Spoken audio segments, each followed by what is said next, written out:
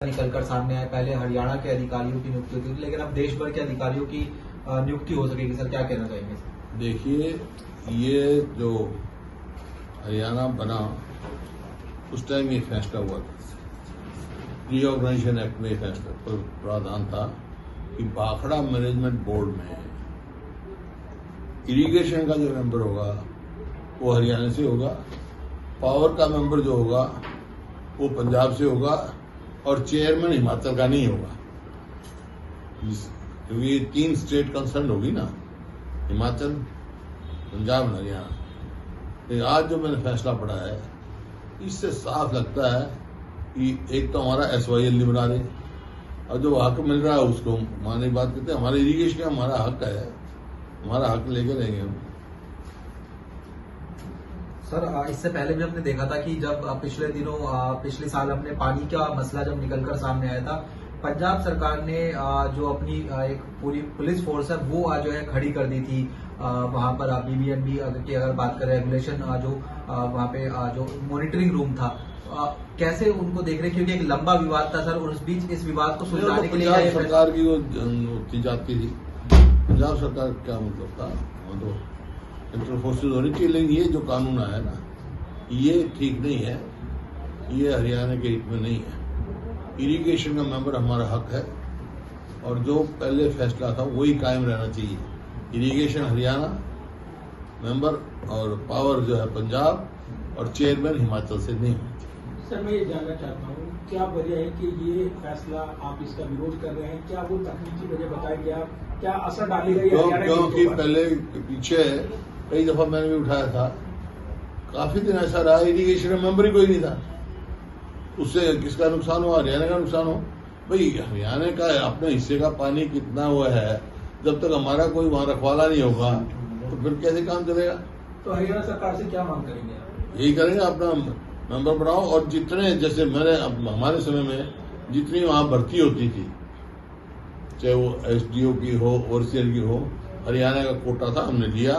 अब मतलब हरियाणा को कोटा ही नहीं मिला वहां से। तो मांग नहीं माने जाने पर क्या आपका आगे एक्शन प्लान रहेगा? आवाज उठाएंगे। हरियाणा की इतनी लड़ाई लड़ी, हम पहले भी लड़ी, जैसे SYL के बारे में लड़ रहे हैं। तो इसको राजनीतिक वजह से जोड़कर देखते हैं आप? केंद्र में BJP की सरकार है, राज्य में BJP की सरकार है, अगर ये मामला नहीं होता है, सुलझता है, तो क्या असर इसका राजनीतिक तौर पर देखते हैं? अभी तो जब SYL का फाइनलिटी फैसला हो चुका है, सुप्रीम कोर्ट का चुका, उससे बड़ा तो कोई कोर्ट नहीं है। SYL के बारे में वो क्यों नहीं खुदवा रही है? बीजेपी सरकार है हरियाणा में, केंद्र में BJP की सरकार है, तो SYL क्यों नहीं खुदवा रही? अच्छा, मैं ये समझना चाहता हूँ, SYL को लेकर जो फैसला था और इसके जो ये भाखड़ा को लेकर जो फैसला है, इसमें समानता देख रहे हैं आप? आपको लगता है कि ये एक दूसरे से नहीं, ये अलग अलग चीज है। ये भाखड़ा मैनेजमेंट की बात है। SYL जो है चैनल है, वो वाटर चैनल, और ये मैनेजमेंट की बात है। वहां मैनेजमेंट में भाखड़ा मैनेजमेंट बोर्ड जिसको है BNB, भाखड़ा मैनेजमेंट बोर्ड में ये प्रावधान था कि इरिगेशन का मेंबर हरियाणा का होगा, पावर का मेंबर पंजाब का होगा और उसका चेयरमैन हिमाचल से नहीं होगा। तो सर, ये दोनों राज्यों के हक जो है कहीं ना कहीं इससे वंचित होते हुए नजर आएंगे, और खासतौर पर चूंकि अगले साल पंजाब में चुनाव भी होने जा रहे हक हैं। वंचित तो हरियाणा का है, हरियाणा का हक सबसे ज्यादा हरियाणा को जरूरत है पानी की। पहले ही हमारा हक बन रहा है, SYL नहीं बन रहा, हमारे हित का पानी पहले ही नहीं मिल रहा और गड़बड़ हो जाएगी। तो आपको लगता है इस मुद्दे पर राज्य सरकार की ओर से पहल होनी चाहिए? बिल्कुल, बिल्कुल। विपक्ष की आवाज सुननी चाहिए? नहीं, यहाँ बात करनी चाहिए उनको, हम तो साथ देंगे उनका। सर्वदलीय बैठक अगर ये सरकार आवाज उठाए तो हम साथ देंगे, यहाँ मीटिंग बनाओ, बात करो। SYL को लेकर भी आप लोगों की तरफ से कहा गया था, SYL को लेकर भी आप लोगों की तरफ से कहा गया था कि बैठक होनी चाहिए केंद्र सरकार के साथ में, आप लोग साथ देंगे, कांग्रेस साथ देंगे। नहीं, वो बुलाई थी जब सुप्रीम कोर्ट ने फैसला किया, खट्टर साहब मुख्यमंत्री थे तो सर्वदलीय मीटिंग बुलाई थी। उसमें फैसला हुआ था कि राष्ट्रपति से मिलेंगे हम और प्रधानमंत्री से मिलेंगे। उस समय राष्ट्रपति थे श्री प्रणब मुखर्जी, उनसे टाइम लेने का जिम्मेवारी मेरी लगी थी। उनसे हम मिले, अपनी बात सारी कह रहे, लेकिन प्रधानमंत्री को तो आज तक नहीं मिलाया। एक बार मीटिंग हुई यहाँ, प्रधानमंत्री से हमारा वो था, लेकिन उस टाइम के तत्कालीन गृह मंत्री आए मीटिंग में, राजनाथ जी। वहाँ सुप्रीम कोर्ट के वकील भी आए थे, अटॉर्नी जनरल वगैरह। उनसे पूछा गया, मैंने सवाल पूछा, भाई अब इसमें क्या है? तो ना इसमें कुछ नहीं, ये ऑर्डर फाइनलिटी अटेंड कर चुका है।